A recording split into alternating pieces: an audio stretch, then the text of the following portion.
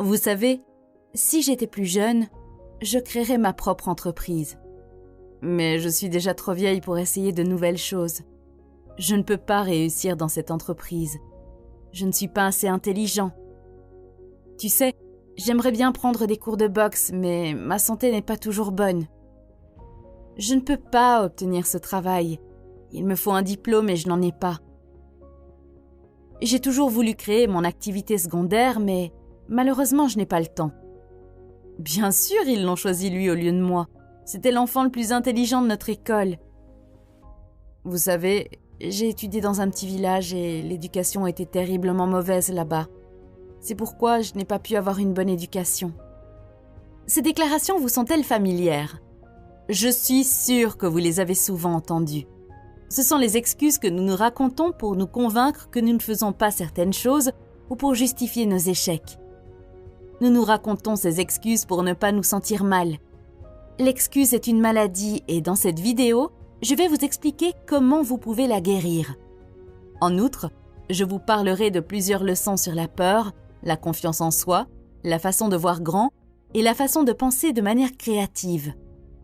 Toutes ces leçons sont tirées d'un livre intitulé « La magie de voir grand » de David Schwartz. Commençons par une excuse. Je suis née dans un petit village et j'y ai vécu jusqu'à l'âge de 18 ans. Lorsque j'étais au lycée, nous avions un voisin d'âge moyen qui parlait constamment de ses années d'université et du fait qu'il était le meilleur de sa faculté. Il expliquait combien il était difficile d'étudier à l'époque soviétique et comment il avait passé ses années d'études sans recevoir de soutien financier de sa famille.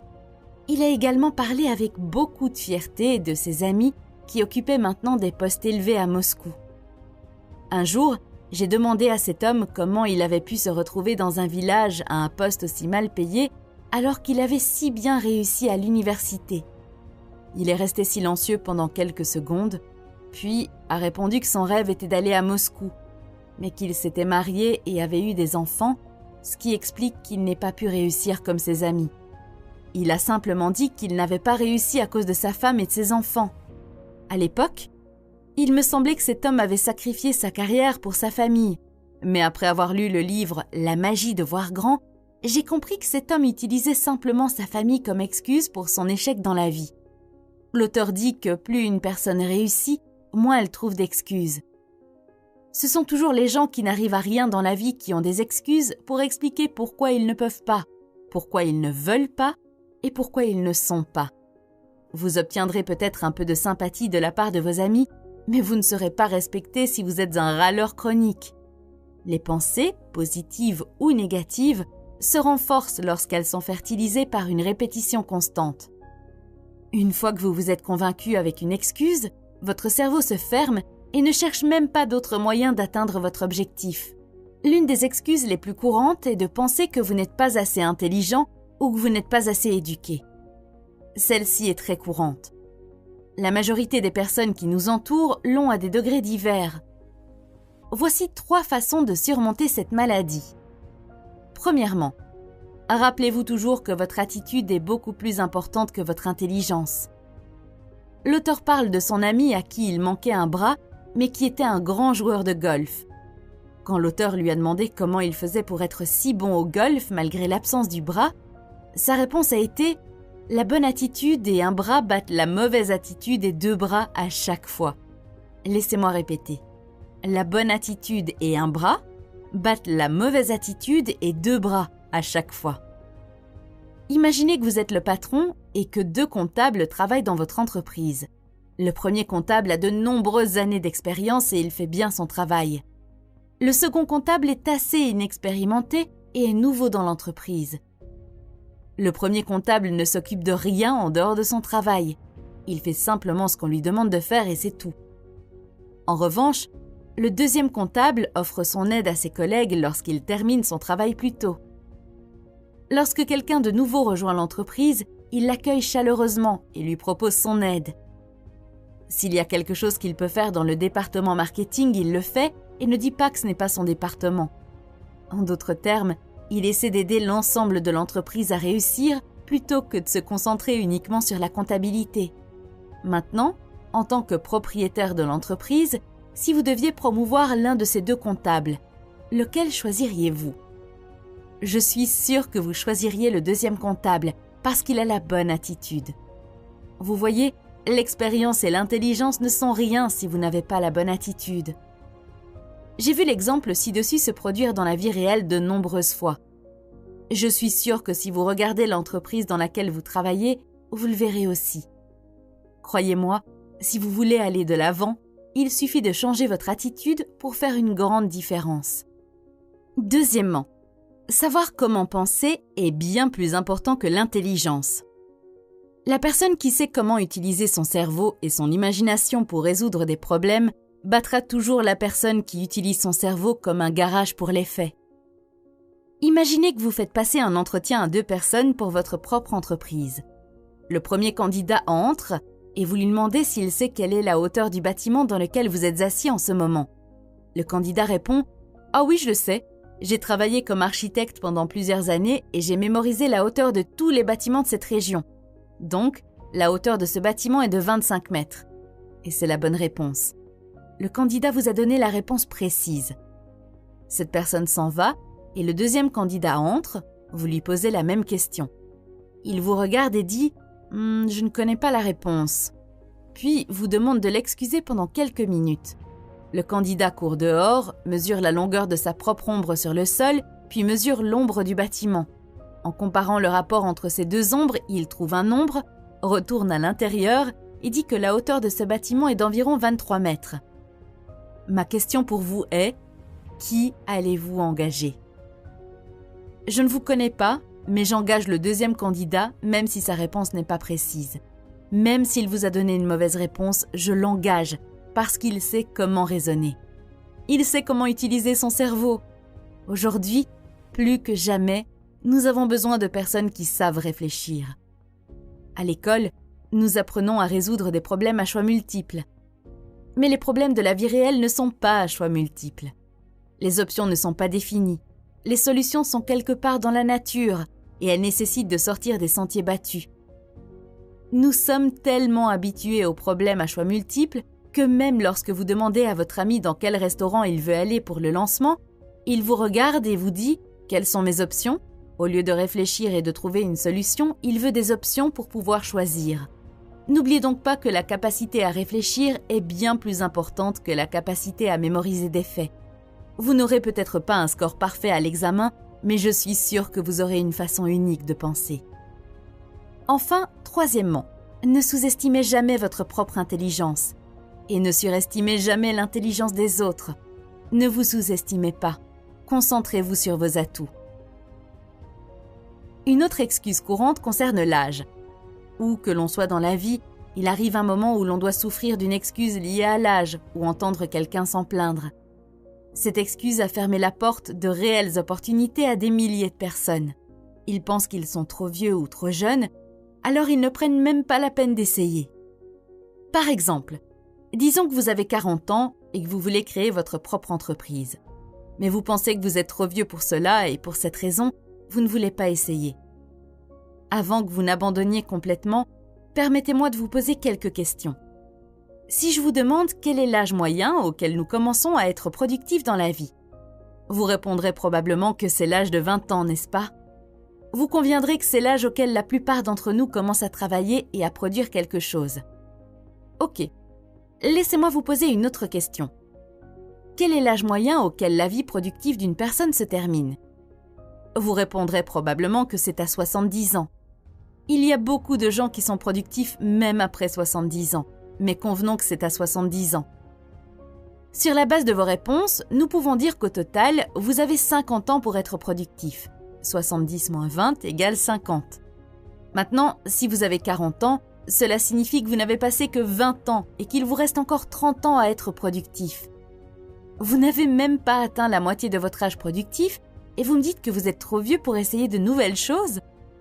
Vous ne me faites peut-être pas confiance, mais j'espère que vous avez encore confiance dans les mathématiques. Partie 2. Comment voir grand? La plupart des gens n'arrivent même pas à voir les choses en grand. Ils ne se permettent même pas de rêvasser à l'idée d'avoir des millions de dollars sur leur compte. Ne vous méprenez pas, je ne dis pas que si vous voyez grand, tout ira bien. Pas du tout. Voir grand n'est que le début. Après avoir vu grand, il faut travailler dur, faire des choses que les autres ne font pas, échouer plusieurs fois et se relever, lire beaucoup, travailler intelligemment. Il y a des centaines d'étapes que vous devez franchir après avoir pensé grand. Voir grand n'est que la première étape, et si vous ne pouvez même pas la franchir, je crains qu'il n'y ait aucun espoir pour vous.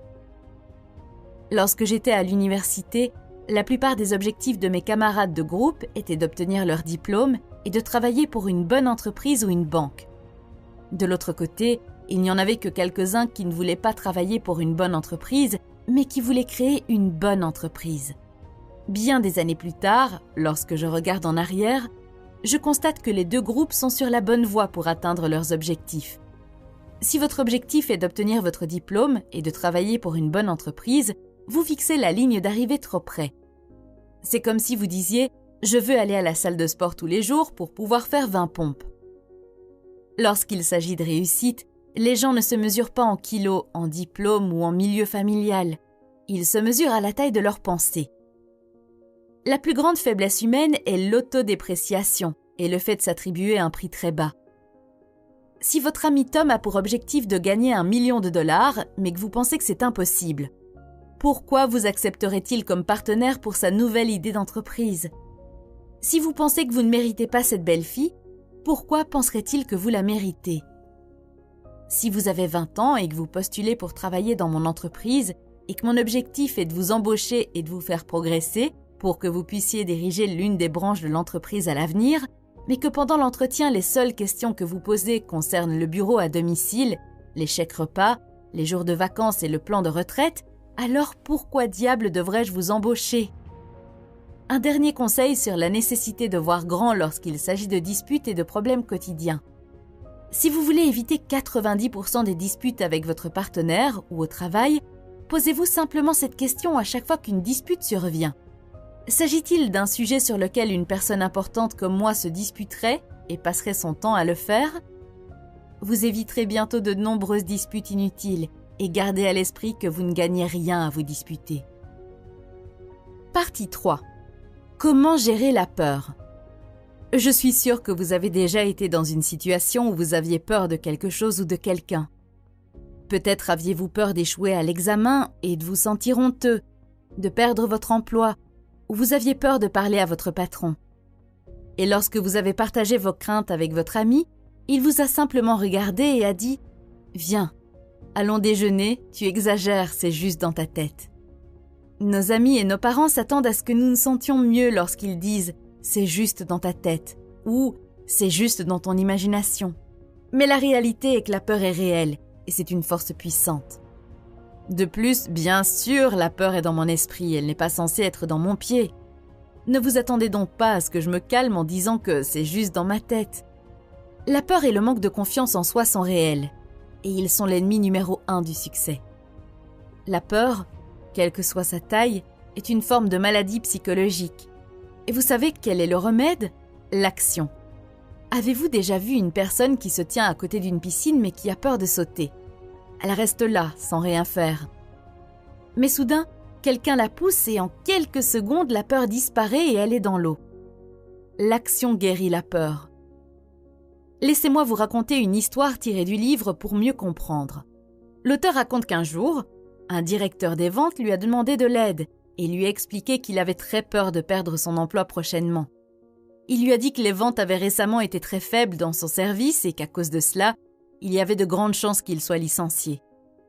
Après avoir écouté l'histoire du manager, l'auteur lui a demandé quelles étaient ses actions pour résoudre la situation. Un peu confus, le manager a demandé ce qu'il voulait dire. L'auteur a répondu en disant « Oui, je comprends que vous ayez peur, je comprends que vous êtes anxieux. Mais quelles actions entreprenez-vous pour éviter de perdre votre emploi ou pour réduire son impact négatif ?»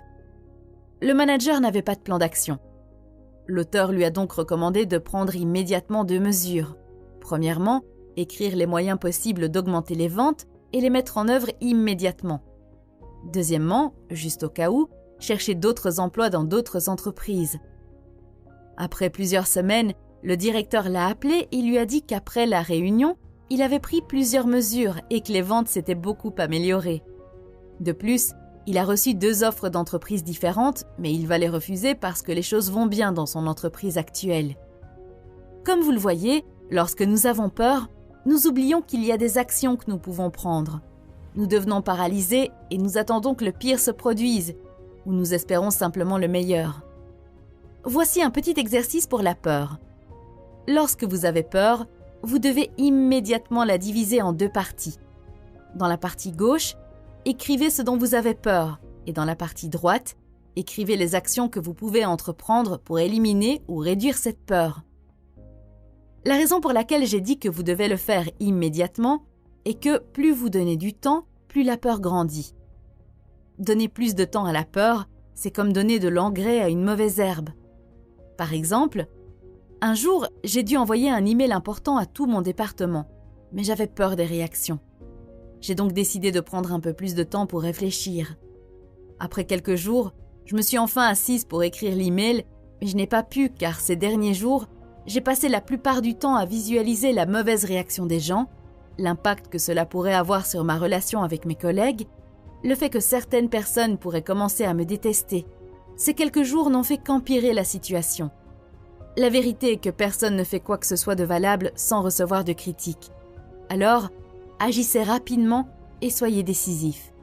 L'hésitation ne fait qu'amplifier la peur.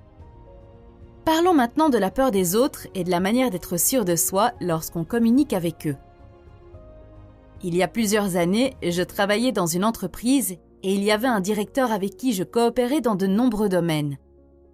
Ce directeur était un homme très respecté, bien informé et à l'air sérieux.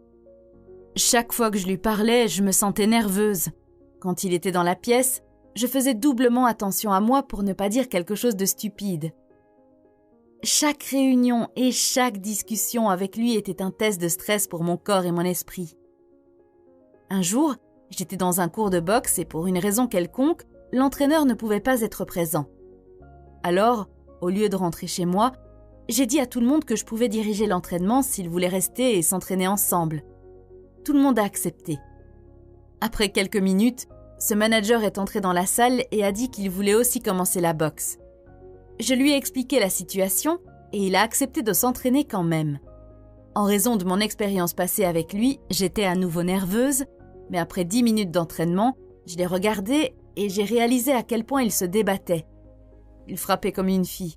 Il était complètement essoufflé, il était nerveux et il avait l'air d'avoir honte de ne pas pouvoir s'entraîner aussi bien que les autres. Je l'ai regardé et je me suis dit, il est exactement comme moi. La première fois que je me suis entraînée, j'ai ressenti exactement les mêmes choses que lui maintenant. Il est peut-être un manager de haut niveau, mais au fond, nous sommes tous les deux pareils.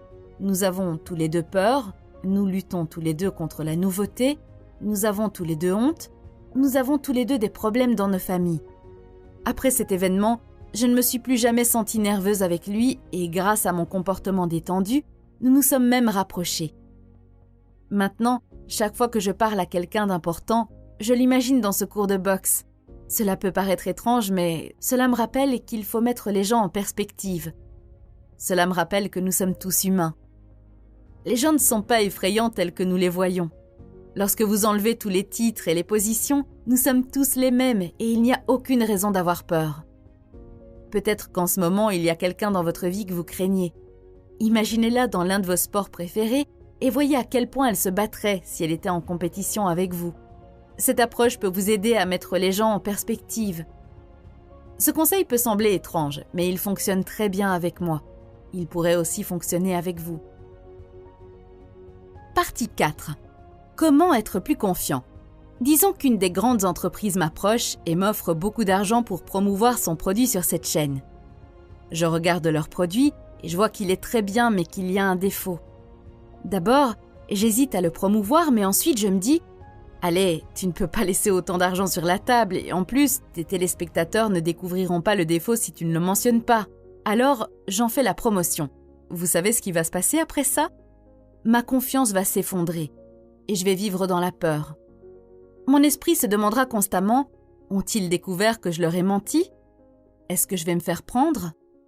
J'aurai peur de regarder les commentaires. Chaque fois que quelqu'un me posera des questions sur la chaîne, je ne pourrai jamais parler en toute confiance avec cette personne. Agir correctement est un facteur de confiance et agir mal est un facteur de destruction de la confiance. Je ne suis pas ici pour vous faire un discours religieux sur l'importance d'agir correctement. Je l'envisage simplement du point de vue pratique. Lorsque vous faites quelque chose qui va à l'encontre de votre conscience, vous vous sentez coupable. Vous ne pouvez pas penser correctement parce que votre esprit se demande « Est-ce que je vais me faire prendre ?» Chacun d'entre nous a le désir d'être juste, de penser juste et d'agir juste. Lorsque nous allons à l'encontre de ce désir, nous plaçons un cancer dans notre conscience et ce cancer ronge notre confiance. Un jour, vous voudrez peut-être tellement conclure une vente que vous penserez à tromper délibérément le client pour qu'il achète. Et vous réussirez peut-être, mais voici ce qui se passera. Vous vous demanderez toujours « Le client a-t-il découvert que je lui ai menti ?» La prochaine fois, votre présentation sera inefficace car vous ne pourrez pas vous concentrer. Il y a de fortes chances que vous ne fassiez jamais une deuxième vente à ce client. De nombreux criminels sont capturés non pas parce que des indices les désignent, mais parce qu'ils agissent en coupables. Voici donc une leçon importante sur la confiance en soi qui mérite d'être lue 35 fois. Pour penser avec confiance, agissez avec confiance. Agissez de la manière dont vous voulez vous sentir. Le deuxième facteur de manque de confiance est lié à une mauvaise gestion de la mémoire. Votre cerveau ressemble beaucoup à une banque. Chaque jour, vous faites des dépôts de pensée dans votre banque de l'esprit. Ces dépôts de pensée se développent et deviennent votre mémoire. Lorsque vous êtes confronté à un problème et que vous commencez à réfléchir, vous demandez en fait à votre banque de mémoire « Qu'est-ce que je sais déjà sur ce problème ?» Votre banque de mémoire répond automatiquement et vous fournit toutes les informations relatives à cette situation que vous avez déposées à des occasions précédentes. Votre banque de mémoire est extrêmement fiable. Il arrive un moment où vous échouez à quelque chose et vous dites « Bonjour, monsieur le banquier de la mémoire. Pourriez-vous me rapporter certains de mes dépôts montrant que j'ai échoué ?» Et votre banquier vous répondra « Oui, madame. » Vous vous souvenez que votre professeur de 6e vous a dit que vous seriez un échec dans la vie. Vous rappelez-vous comment vous avez perdu votre emploi ? Vous souvenez-vous que votre petit ami vous a quitté parce qu'il pensait que vous étiez une ratée ? Vous rappelez-vous comment vous avez échoué à l'examen et n'avez pas pu obtenir votre diplôme ? L'auteur conseille 2 choses. Premièrement, ne déposez que des pensées positives dans votre banque de mémoire et refusez d'aller vous coucher en pensant à des pensées négatives. Refusez de penser pendant des heures à un événement négatif. Allez jouer avec les enfants. Faites quelque chose qui vous changera les idées. Deuxièmement, ne retirez pas les pensées positives de votre banque de mémoire. Maintenant, supposons que vous approchiez votre banquier de la mémoire et que vous lui disiez « Pouvez-vous me donner quelques pensées qui me rassureront ?» Et monsieur le banquier vous répondra « Oui, madame » et vous apportera des souvenirs qui prouvent que vous pouvez réussir. Les personnes qui réussissent se spécialisent dans le fait de mettre des pensées positives dans leur banque de mémoire et de n'en tirer que des positives. Les pensées négatives provoquent l'usure de votre moteur mental. Imaginez cela de cette façon. Si vous prenez une poignée de gravier et que vous la mettez dans le réservoir de votre voiture tous les matins avant de partir au travail, quel effet cela aurait-il sur le moteur ? Les pensées négatives font la même chose. Lorsque les pensées négatives commencent à prendre le dessus, rappelez-vous simplement où elles vous mèneront. Rappelez-vous que vous avez le choix. Je ne vais pas prétendre que je suis exceptionnellement bonne dans ce domaine. Au contraire, j'ai aussi du mal à le faire. Mais j'essaie de me rappeler que j'ai le choix de la partie de l'histoire que je veux déposer. L'auteur partage plusieurs autres conseils pour accroître la confiance en soi. En voici quelques-uns. Conseil numéro 1. Entraînez-vous à prendre la parole. Je suis sûre que vous avez déjà participé à une réunion ou à une classe où vous vouliez faire un commentaire ou dire quelque chose. Mais vous ne l'avez pas fait. Cela arrive à beaucoup d'entre nous. À ce moment-là, nous nous disons « Si je dis quelque chose, j'aurai probablement l'air idiote, alors je ne vais rien dire. Les autres participants à la réunion en savent probablement plus que moi. Je ne veux pas que les autres sachent à quel point je suis ignorante. » Chaque fois que vous ne parlez pas, vous vous sentez encore plus inférieur. Vous vous promettez de parler la prochaine fois, mais vous ne le ferez probablement pas non plus la prochaine fois. Chaque fois que vous ne parlez pas, vous empoisonnez l'arbre de la confiance. Parlez simplement. Parler est une vitamine qui donne confiance. Faites-vous une règle de prendre la parole à chaque réunion à laquelle vous participez. Ne faites pas d'exception. Commentez, faites une suggestion, Posez une question et ne soyez pas le dernier à parler. Ne craignez pas d'avoir l'air idiot. Vous ne le serez pas. Pour chaque personne qui n'est pas d'accord avec vous, il y a de fortes chances qu'une autre personne le soit. Numéro 2. Entraînez-vous à établir un contact visuel. La façon dont une personne utilise ses yeux nous en dit long sur elle. Instinctivement, vous vous posez des questions sur la personne qui ne vous regarde pas dans les yeux. Qu'est-ce qu'il essaie de cacher? De quoi a-t-il peur? Essaie-t-il de me mettre quelque chose sur le dos? Généralement, le fait de ne pas établir de contact visuel dit l'une des deux choses suivantes. Je me sens faible à côté de toi. Je me sens inférieur à côté de toi. J'ai peur. Ou bien éviter le regard d'une autre personne peut signifier « je me sens coupable ». J'ai fait quelque chose que je ne veux pas que tu saches et j'ai peur que si je laisse mes yeux se poser sur les tiens, tu verras à travers moi. Alors vainquez cette peur en vous obligeant à regarder l'autre personne dans les yeux. Numéro 3. Soyez une personne assise à l'avant. Avez-vous déjà remarqué que dans les réunions au travail ou dans les salles de classe, les sièges arrière se remplissent en premier? La plupart des gens se bousculent pour s'asseoir dans les derniers rangs afin de ne pas être trop visibles. Et la raison pour laquelle ils ont peur d'être visibles est qu'ils manquent de confiance. S'asseoir à l'avant renforce la confiance. Mettez-le en pratique. À partir de maintenant, faites-vous une règle de vous asseoir aussi près que possible du premier rang. Comment penser de manière créative? La pensée créative n'est pas réservée aux artistes, aux musiciens et aux scientifiques. La pensée créative consiste simplement à trouver des moyens nouveaux et améliorés de faire n'importe quoi. Par exemple, un étudiant trouve un moyen de gérer ses cours et de créer en même temps une activité secondaire. Un employé trouve un moyen d'économiser 20 heures par semaine pour son entreprise. Un vendeur trouve un moyen de vendre plus, etc. L'auteur dit que la première étape pour commencer à être créatif dans quelque chose est de croire que c'est possible. Lorsque vous y croyez, votre esprit trouve des moyens de le faire. Lorsque vous croyez qu'une chose est impossible, votre esprit se met au travail pour vous afin de prouver pourquoi elle ne peut pas être réalisée. Mais lorsque vous croyez vraiment que quelque chose peut être fait, votre esprit se met au travail pour vous et vous aide à trouver les moyens de le faire. Les solutions commencent à apparaître dans des moments et des endroits inattendus. La croyance libère les pouvoirs créatifs. L'incrédulité freine les ardeurs. Lorsque vous n'y croyez pas, vous gelez votre cerveau et rien ne pousse sur l'endroit gelé. La personne qui réussit ne se commande pas. Est-ce que je peux le faire? Il sait qu'il le peut. Alors, il formule la question « Comment puis-je le faire ?» Lorsque vous vous demandez « Comment ?», votre pouvoir créatif est activé. Voici un petit exercice. Prenez un petit carnet et chaque jour, avant de commencer à travailler, consacrez 10 minutes à penser « Comment puis-je faire plus de ventes ? Comment puis-je créer de nouvelles affaires ? Comment puis-je étudier plus efficacement ?» Tout ce que vous voulez réaliser. Bientôt, vous commencerez à obtenir des solutions et des idées que vous n'auriez jamais pensé exister auparavant. Lorsque les idées vous viennent, notez-les et chaque lundi ou vendredi, passez-les en revue.